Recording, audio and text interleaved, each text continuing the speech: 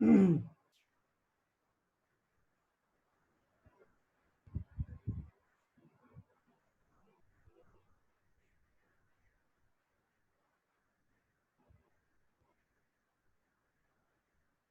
की डेफिनेशन। तो अभी तक आप लोगों ने देख लिया कि अपवर्तनांक किसे के अपवर्तनांक जो है वो माध्यमों के घनत्व पर डिपेंड करता है। अलग अलग घनत्व होगा तो अलग अलग अपवर्तनांक भी होगा। बेसिकली अपवर्तनांक जो है वो दो माध्यमों में प्रकाश की चाल का अनुपात है। अनुपात है मतलब यदि मान लीजिए वायु है तो वायु में उसकी चाल, किसकी चाल, प्रकाश की चाल अलग होगी, स्पीड से चल रही होगी। जबकि हम अगर कांच की बात कर लें तो कांच ठोस है, उसके कण पास पास होते हैं, कण पास पास होंगे तो उसका घनत्व ज्यादा होगा, घनत्व ज्यादा होगा तो प्रकाश को जो है उसमें इंटर करने में परेशानी होगी, उसकी जो प्रकाश की चाल होगी कांच में जो है वो स्लो हो जाएगी। पानी में भी ऐसे ही, पानी में जो है वो स्लो हो जाएगी। पानी में जैसे मैंने समुद्र का उदाहरण लिया आपको, समुद्र में जैसे हम नीचे जाते जाते हैं अंधेरा बढ़ता जाता है क्योंकि प्रकाश जो है वो पहुंच ही नहीं पाता है। प्रकाश जो है उसकी चाल स्लो होती है पानी में ट्रेवल करने की और आखिरी में वो पहुंच ही नहीं पाता, जिसके कारण से अंधेरा होता है। तो अपवर्तनांक किसको बोलते हैं? अपवर्तनांक बोलते हैं प्रकाश के माध्यमों में प्रकाश की चाल के अनुपात को। तो हम एक बार देख लेते हैं डेफिनेशन। अपवर्तनांक जो हम अगर डेफिनेशन लिखेंगे तो मतलब उसका फॉर्मूला जो लिखेंगे तो वो लिखेंगे पहले माध्यम में प्रकाश की चाल, पहले माध्यम में प्रकाश की चाल। इसको थोड़ा सा अच्छे से लिख देता हूं मैं, है ना, ताकि थोड़ा सा समझ में आ जाए। काय की देख रहे हैं अपन डेफिनेशन? अपवर्तनांक, अपवर्तनांक की डेफिनेशन देख रहे हैं। अपवर्तनांक की डेफिनेशन के साथ साथ उसका फॉर्मूला देख रहे हैं। तो यहाँ जो फॉर्मूला होता है वो आता है पहले माध्यम में प्रकाश की चाल। पहले माध्यम में प्रकाश की चाल बटे में लिखते हैं दूसरे माध्यम में प्रकाश की चाल, दूसरे माध्यम में प्रकाश की चाल। पहले माध्यम में प्रकाश की चाल अपॉन बटे में आएगा दूसरे माध्यम में प्रकाश की चाल। यहाँ पर बटे का साइन लगाना पड़ेगा आपको, ये लगा दिया मैंने बटे का साइन। बटा समझते हो ना आप, डिवाइडेड बाय, है ना। पहले माध्यम में प्रकाश की चाल और दूसरे माध्यम में प्रकाश की चाल के अनुपात को हम बोलते हैं अपवर्तनांक। पहले माध्यम में प्रकाश की चाल और दूसरे माध्यम में प्रकाश की चाल के अनुपात को बोलते हैं हम अपवर्तनांक। इसको अगर आप चाहो इक्वल्स टू लिखना चाहो, अगर इसको आप चाल को हम 9th क्लास में पढ़ चुके हैं, चाल को v1 भी बोल सकते हैं हम, वेग बोलते हैं ना, वेग वेलोसिटी, है ना। इसको v1 भी बोल सकते हैं और दूसरे माध्यम में इसकी चाल को बोल सकते हैं v2। इन दोनों को जो अनुपात आएगा उसको हम बोलेंगे क्या? अपवर्तनांक। और इसको आप n12 या n21 से रिप्रेजेंट कर सकते हैं। यहाँ पर जो है हम अगर n12 लिख देंगे तो पहले माध्यम का दूसरे माध्यम के सापेक्ष अपवर्तनांक हो जाएगा, और अगर 21 लिख देंगे, 21 लिख देंगे तो दूसरे माध्यम का पहले माध्यम के सापेक्ष अपवर्तनांक हो जाएगा। एक बार बुक रेफर करते हैं अपन इस चीज को, कंफ्यूजन को दूर करने के लिए, कि जब हम यहाँ पर देखिए दोनों में प्रकाश की चाल दी हुई है, उसने n21 लिखा हुआ है, देखो ध्यान से, n21 पहले माध्यम में प्रकाश की चाल बटे दूसरे माध्यम में प्रकाश की चाल, तो इसको n21 लिखते हैं। इसी तर्क से क्या लिखा हुआ है? माध्यम एक का माध्यम दो के सापेक्ष अपवर्तनांक n12 से निरूपित करते हैं। मतलब जिस भी माध्यम का हमको अपवर्तनांक प्राप्त करना है उसको हम पहले लिख देते हैं 1 लिख देते हैं, और बाद जिसके सापेक्ष प्राप्त करना हो उसको 2 लिख देते हैं, है ना। n21 लिखेंगे यदि तो n2 नीचे आएगा, ऊपर 1 आएगा। ऐसे यहाँ पर n12 लिखेंगे तो 1 नीचे आ जाएगा, 2 ऊपर आ जाएगा। तो सिंपल सी बात है, अगर हम पहले माध्यम का दूसरे माध्यम के सापेक्ष देखेंगे, पहले माध्यम का दूसरे माध्यम के सापेक्ष देखेंगे तो इसे n12 लिखेंगे, और अगर दूसरे माध्यम के सापेक्ष पहले माध्यम का देखेंगे तो इसे n12 लिखेंगे। एक बार फिर से ड्राइंग शीट पर आओ आप, ऊपर नीचे कर देंगे। बिल्कुल ऊपर नीचे कर देंगे। अगर हमें चाहिए, मान लीजिए ये आपके पास ऐसा लिखा हुआ है, तो जो नीचे लिखा हुआ है ना, जिस अपन ने इसको 2 माना हुआ है, तो ये 21 होगा। अगर इसके जस्ट विपरीत हम बात करें, आपको मैं रटाने की कोशिश कर रहा हूँ, यदि एक और फॉर्मूला बनाए हम, इसको ऊपर कर दूसरे माध्यम में प्रकाश की चाल बटे कर दें पहले माध्यम में प्रकाश की चाल को, 1-2 हो जाएगा। बिल्कुल 1-2 हो जाएगा, बिल्कुल आप सही समझे, है ना।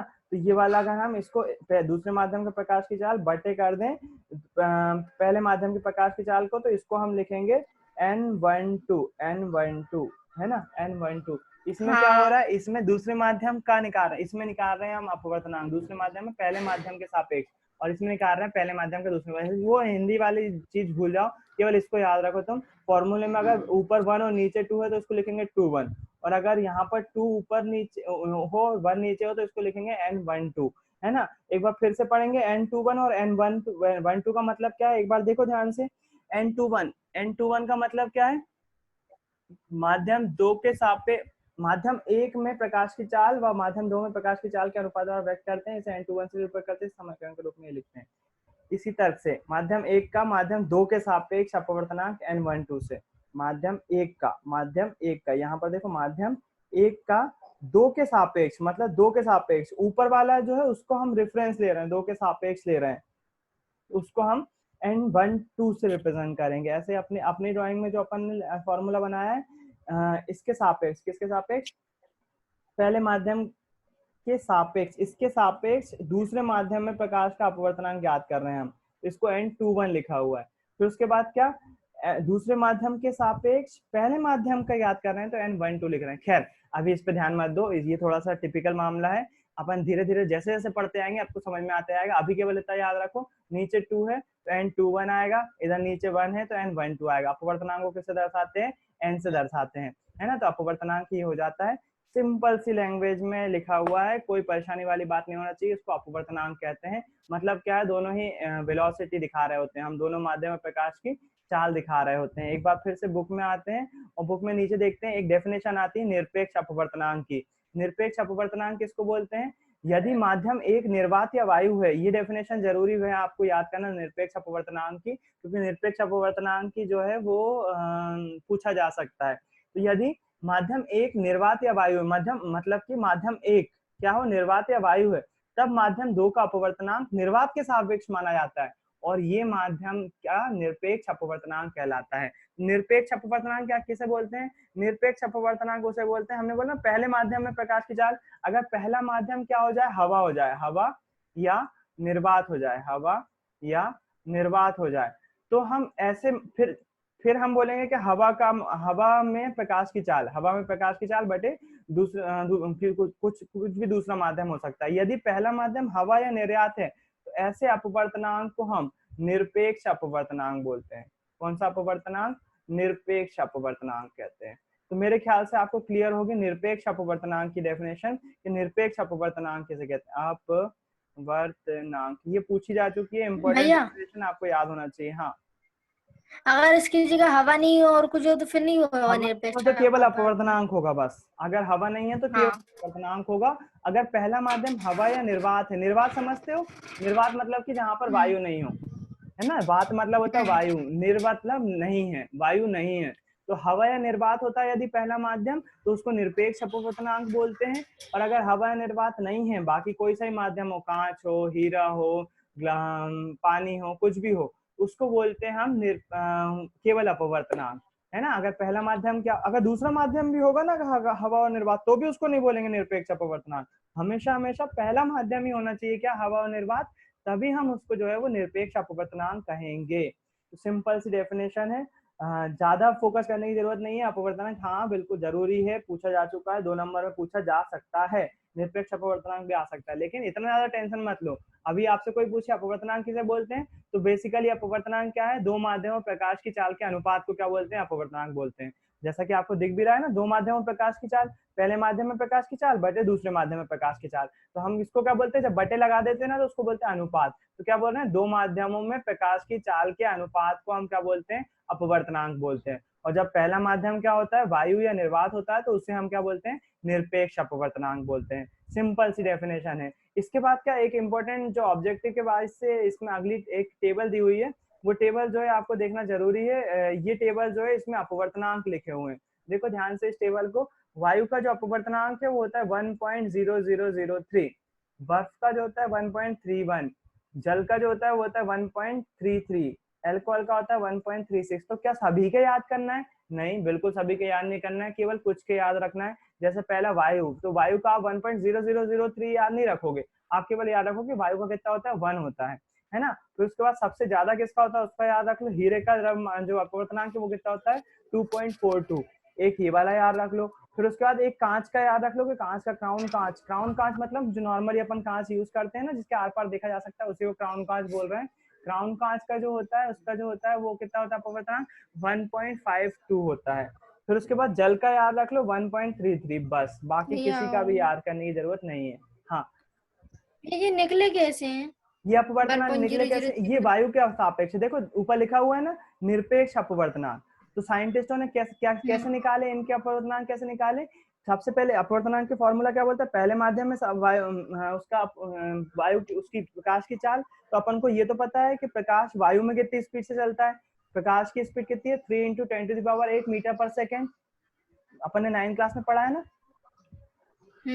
चलो आप पेंट में मैं बता दे रहा हूँ आपको कि अपवर्तनांक निकालते कैसे हैं। जैसे ये निकाले कैसे हैं इन्होंने, तो अपन इस फॉर्मूले का यूज करेंगे, इस फॉर्मूले का है ना, इस फॉर्मूले का यूज करके अपन निकालते हैं किसी का अपवर्तनांक। जैसे अब निरपेक्ष अपवर्तनांक निकाले हैं, निरपेक्ष अपवर्तनांक मतलब वायु के सापेक्ष। तो अपन को मालूम है कि प्रकाश की चाल कितनी होती है वायु में 3 × 10⁸ मीटर पर सेकेंड। ये आपको पता होना चाहिए, ये जनरल नॉलेज वाली बात है, मीटर पर सेकेंड ms-1 है ना, या फिर m/s भी कर सकते हो।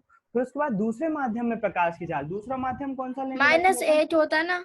नहीं -8 नहीं 8 होता है पक्का। 3 × 10⁸ मीटर पर सेकेंड, -8 नहीं होता। आपको कंफ्यूजन है वो आप दूर करो वो कंफ्यूजन, मेरे को कई सालों तक रहा है, आपको नहीं रहना चाहिए। 3 × 10⁸ मीटर पर सेकेंड होता है प्रकाश में चाल, प्रकाश की चाल किसमें, हवा में। फिर उसके बाद दूसरे माध्यम में प्रकाश की चाल, तो अपन को किसी का भी निकालना है ना। जैसे मान लो उदाहरण के लिए हमें जो है वो मान लो यहाँ पर हम आ जाते हैं, बुक में आ जाते हैं एक बार फिर से।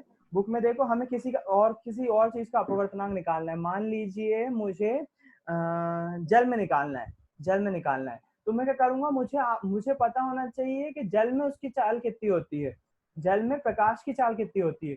यहाँ पर मैं क्या करूंगा, मान लो उदाहरण के लिए, गलत बता रहा हूँ मैं, लेकिन मान लो उदाहरण के लिए यहाँ पर 2 × 10⁸ होती है। मान लो गलत है, बिल्कुल बता रहा हूँ मैं, गलत है। 2 × 10⁸ होती है 8 मीटर पर सेकेंड। तो मैं जब इसको सॉल्व करूंगा ना लक्ष्मी, तो मुझे जो आंसर मिलेगा वो जो आंसर होगा वही क्या होगी, इसकी अपवर्तनांक होगा। किसका अपवर्तनांक होगा, जल का अपवर्तनांक होगा। किसके सापेक्ष, वायु के सापेक्ष। इसलिए उसको हम क्या बोल रहे हैं, निरपेक्ष अपवर्तनांक, जो कि कितना है यहाँ पर देखो 1.33। अब समझ में आया कैसे निकाला, हाँ। अपवर्तनांक कैसे निकाला। सबसे पहले तो हमें वायु में प्रकाश की चाल पता होना चाहिए, फिर उसके बाद जल में प्रकाश की चाल पता होना चाहिए। तो वो वैज्ञानिकों ने जो है वो प्रयोग करके निकाली होगी जल में प्रकाश की चाल, और दोनों का डिवाइड कर दिया तो कितना जाएगा 1.33। ऐसी बाकी सब चीजों के भी निकाले उन्होंने, तो वैज्ञानिकों ने मेहनत करके मान निकाले। तो आप सोच सकते हो कि अच्छा इसका उल्टा भी कर सकते हैं। अपन को अपवर्तनांक पता है ना 1.33, अपन जो है वो जल में प्रकाश की चाल निकाल सकते हैं कि आप थोड़ा सा मैथ्स पढ़ती हो। अपन को देखो ये पता है 3.8 मीटर पर सेकेंड, ये पता नहीं है तो इसको हमने x मान लिया, x ms-1, और हमें अपवर्तनांक पता है कितना होता है। देखो हमें पहले माध्यम में प्रकाश की चाल पता है 3 × 10⁸ मीटर पर सेकेंड डिवाइडेड बाय, दूसरे माध्यम में नहीं पता तो हमने x मान ली, x ms-1, और हमें अपवर्तनांक पता है वो कितना है 1.33 है ना। यदि हम बात करें कि हमें क्या निकालना है, x की वैल्यू निकालना है, तो क्या होगा, x या तो ऊपर नीचे कर लो या फिर तिर्यक गुणा कर लो। मैं तिर्यक गुणा कर रहा हूँ, तिर्यक गुणा कर ले रहे हैं। ms-1 से तो ms-1 कैंसिल हो जाएगा, ये कोई जरूरत ही नहीं है इसकी। तिर्यक गुणा करेंगे तो 1.33 डिवाइडेड बाय 3 × 10⁸ है ना। अब हम इसको कर सकते हैं, हमें 1/x की वैल्यू चाहिए, x = हो जाएगा ये 3 ऊपर नीचे हो जाएगा 10⁸ डिवाइडेड बाय बटे 1.33।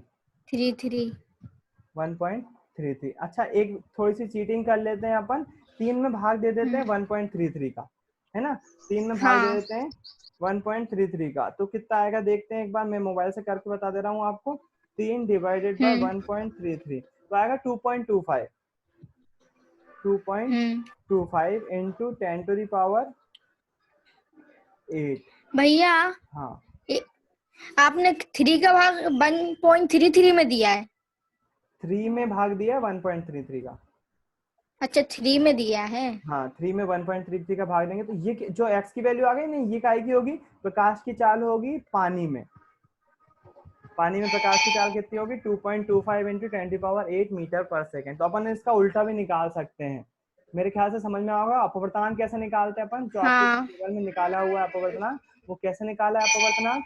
उन्होंने क्या करा, वायु में प्रकाश की चाल ली, डिवाइडेड बाय कर ली जिस भी चीज का हमको अपवर्तनांक चाहिए उसमें प्रकाश की चाल का। जैसे ही अपवर्तनांक का हमने डिवाइड किया तो हमें क्या मिल गया, निरपेक्ष अपवर्तनांक मिल गया। यहाँ पर दिख रहा है ना, निरपेक्ष अपवर्तनांक की टेबल है ये। तो ये निरपेक्ष अपवर्तनांक हमें मिल जाएगा। सही है। हाँ। ये हो गया अपवर्तनांक की चर्चा। आगे की बात हम विरल और सघन माध्यम के बारे में कर भी चुके हैं। यहाँ पर लिखा हुआ है, किसी माध्यम की प्रकाश को अपवर्तित करने की क्षमता को इसके प्रकाशिक घनत्व के द्वारा व्यक्त किया जा सकता है। प्रकाशिक घनत्व का एक निश्चित स्पर्शार्थ होता है, कॉन्सन्ट्रेशन होता है। यह द्रव्यमान घनत्व के समान नहीं है। इस अध्याय में हम विरल माध्यम और सघन माध्यम का शब्द का यूज कर रहे हैं। वास्तव में इनका अर्थ क्रमशः प्रकाशिक विरल माध्यम तथा प्रकाशिक सरल माध्यम है। हम कब कह सकते हैं कि एक माध्यम दूसरे माध्यम की अपेक्षाकृत अधिक सघन है? दो माध्यमों की तुलना करते समय, जो कि मैंने आपको बताया था, है ना। यदि मैं बोलूं कि खुशी की हाइट कम है तो मुझे बताना पड़ेगा कि किससे कम है। मैं बोलूंगा कि वो भूमि से कम है, या फिर मैं बात करूं कि खुशी की हाइट ज्यादा है तो मुझे बताना पड़ेगा कि किससे। तो मैं बोलूंगा लक्ष्मी की हाइट से ज्यादा है, तो मुझे तुलना करना पड़ रही। वही बात विरल और सघन माध्यम में भी है। अगर विरल और सघन माध्यम की बात करें तो हमें बताना पड़ेगा आप किससे तुलना कर रहे हो, किससे बात कर रहे हो, कि किसका घनत्व किससे ज्यादा है। पानी का घनत्व ज्यादा है हवा से, तो पानी सघन हो जाएगा हवा के सापेक्ष।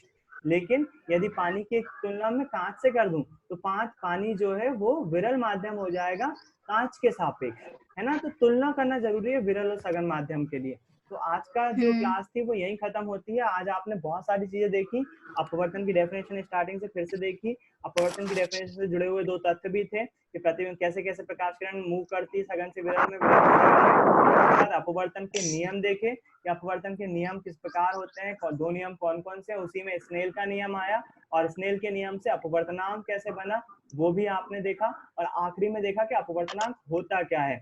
प्रकाश दो माध्यमों प्रकाश की चाल के अनुपात को अपवर्तनांक कहते हैं, उसका फॉर्मूला क्या होता है, और बाकी चीजों के अपवर्तनांक कैसे निकालते हैं। यदि हमें अपवर्तनांक दिया हो तो हम प्रकाश की चाल भी ज्ञात कर सकते हैं। तो आपका एक कल का होमवर्क है, मैं टेबल आपकी जो है वो ग्रुप में डाल दूंगा। जैसा कि मैंने आज जल में प्रकाश की चाल निकाल के बताया, आप भी कैलकुलेटर का यूज करके बिल्कुल कर सकते हो, बिल्कुल। लेकिन आपको क्या करना है, हीरे में, एक तो हीरे में प्रकाश की चाल पता करना है कि हीरे में प्रकाश की चाल कितनी होगी, और दूसरा जो है आपको पता करना है कि केरोसिन में प्रकाश की चाल कितनी होगी। केरोसिन जानते हो ना, केरोसिन में प्रकाश की चाल कितनी होगी। जैसा मैंने आपको आज उसका करवाया है, किसका, जल का निकाल के बताया कि जल की प्रकाश की चाल। मैं वो टेबल जो है वो आपको पेस्ट कर रहा हूँ। आपको दो चीजों में प्रकाश की चाल बताना है, एक तो हीरे में और एक केरोसिन में। आज के लिए साइंस का बस अपन इतना ही रखते हैं। कल फिर से अपन लेंस के लिए शुरू करेंगे। कल की क्लास भी जरूरी है, मिस मत करिएगा। लेंस क्या होते हैं, कितने होते हैं, कैसे बने हुए होते हैं, क्या क्या डेफिनेशन होती है लेंस से जुड़ी हुई, सारी डेफिनेशन कल बात करेंगे अपन। आज के लिए इतना ही। होमवर्क भी मिल गया है, आई होप समझ में आया होगा आपको, बहुत सारी चीजें, कुछ नया भी सीखा होगा। ठीक है, शाम को मिलते हैं मैथ्स की क्लास में। ये हवा तो चल रही है भैया। जय गुरुदेव। क्या हुआ लक्ष्मी?